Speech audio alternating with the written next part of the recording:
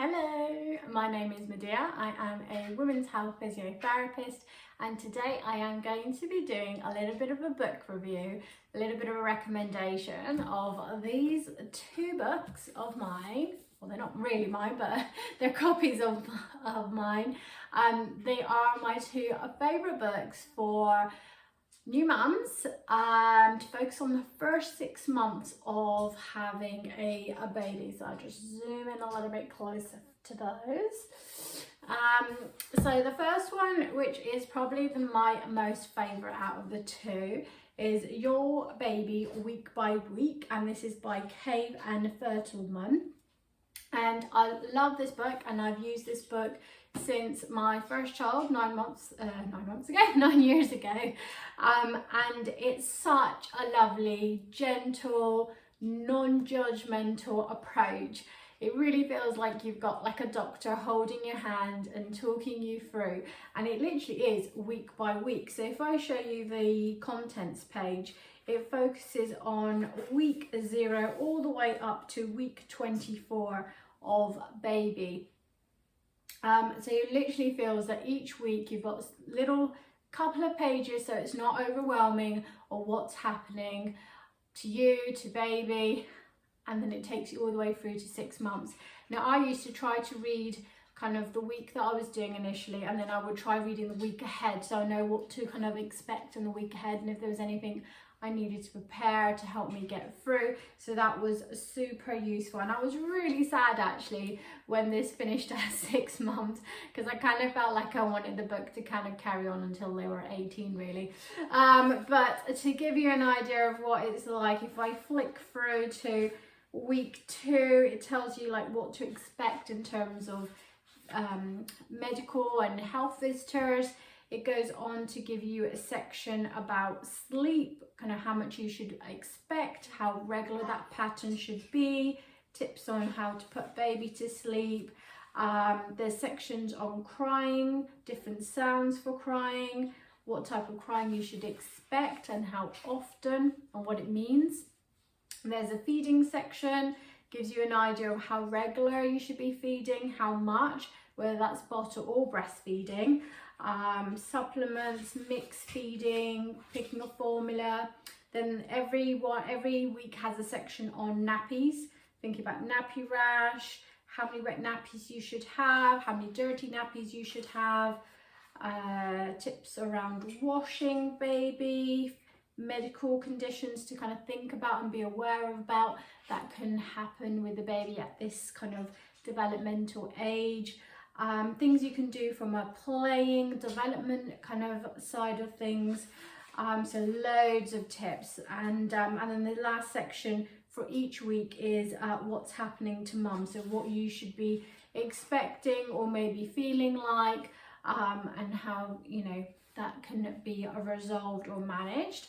And finishing off planning the week ahead, so like it tells you a reminder of what immunizations are coming up. So those kind of subheadings are per every week. So there's probably about 5 or 6 pages for every week, and it covers those same topics: feeding, sleep, what's happening to mum, play and development, and dirty nappies for each section, for each week, for the whole 6 months.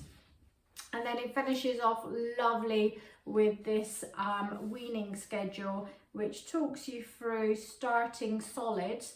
Let's see how long the plan is, 8 weeks. So it gives you an 8-week plan of how to introduce solids. So each week, kind of how many cubes, how many teaspoons of what type of fruit, puree, etc. you should be encouraging. So overall, this is literally my most favourite, most read, most used book in the whole of my motherhood years. I absolutely love it. It's really non-judgmental in the sense it kind of says you should be kind of seeing signs of, I know, baby crawling, but don't worry, this can range from now until the next kind of like 4 or 5 weeks. So it kind of gives you an idea of what you should roughly average be expecting, but it doesn't kind of say you should definitely be expecting this right now or there's something wrong. It's kind of very very educational, I found, and I don't know if it's because of my more medical background that I felt it related to me more so than other books, but yeah, definitely my number one. And I get very excited when I go to clients' homes and I see this on their table, because it means we're on the same page, which is fantastic. So there you go, Your Baby Week by Week by Cave and Fertelman. Well, that is number one. So number two on my list is the number one bestseller, the new Contented Little Baby book, The Secret to Calm and Confident Parenting by Gina Ford, Britain's best-selling childcare author. Now, most of you may have seen this. Some of you, or most of you, may have heard of Gina Ford. Now, everyone kind of has an opinion on Gina Ford, whether you love her or hate her, whether you get the book and you throw it in the fireplace, or you keep it by your bedside and you can't think of putting it down. I like it.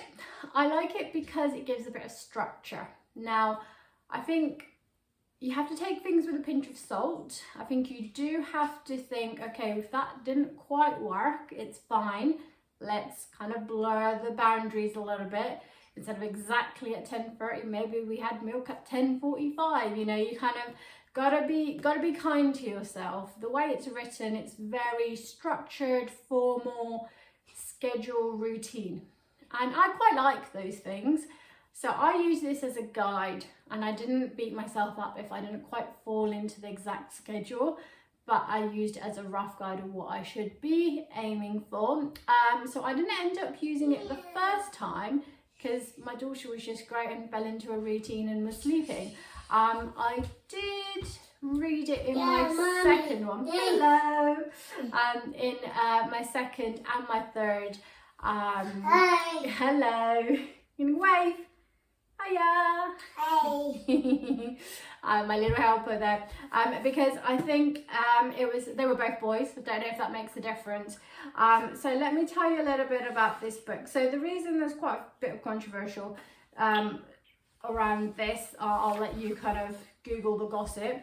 Yeah, Gina doesn't have any children. She's actually known as a nanny. Hey baby, you want to come up? Yeah. Come on then. Oh, there we go. Say hello.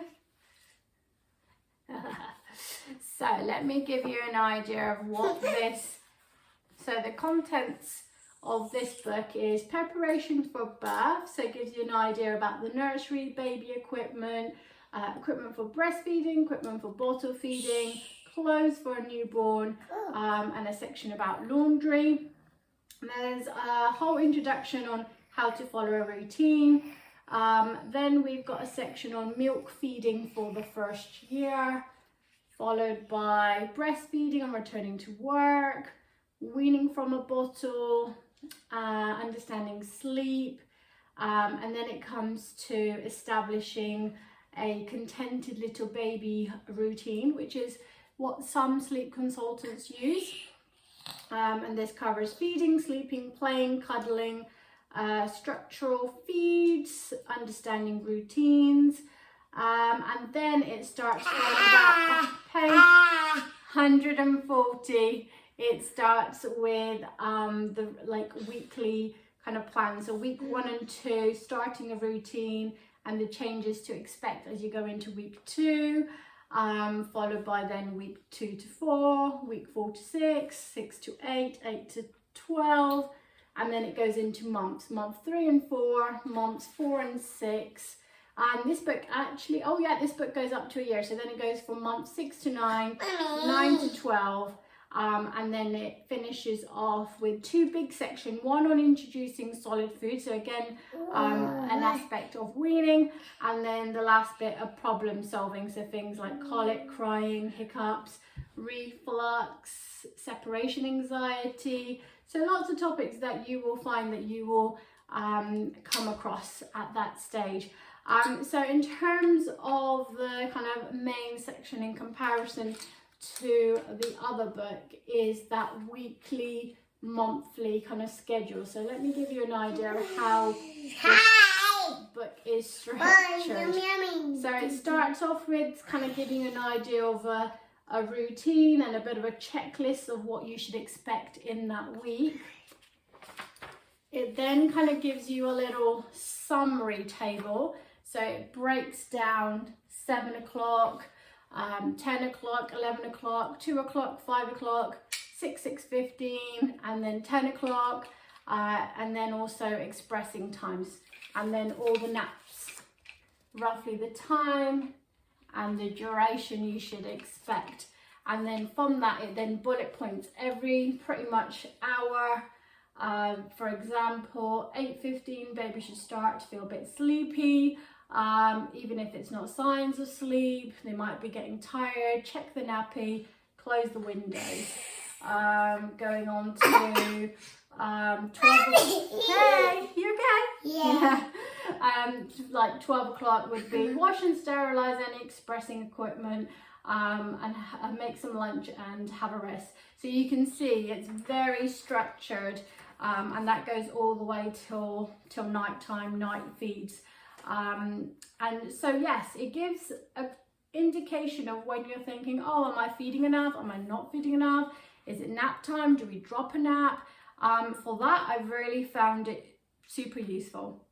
I'm not going to lie, it kind of gave me an indication from a development point of view of what to expect in a little bit more detail instead of it being quite a general aspect. And then the weaning section, coming to the back. Let's find it. So Gina does have a separate weaning book, and I'm going to do a separate video about weaning. So I just want to give a little bit of a comparison to this one. So it's here. It's called Introducing Solid Foods. So it kind of gives you an idea of what's required and how much. Defrosting tips, early weaning tips, preparing food, how to begin, and then breaking it up into sections. First stage, which is 6-7 months, what consists of breakfast, what should be lunch, use of beakers and bottles. So it's a nice little bit of an introduction to weaning. But the separate book about weaning, I would say, is far more detailed and is worth getting that to move to that stage. Okay, so that is the 2 books that I'm recommending. I'll bring that a little bit closer for you, and I hope that was helpful.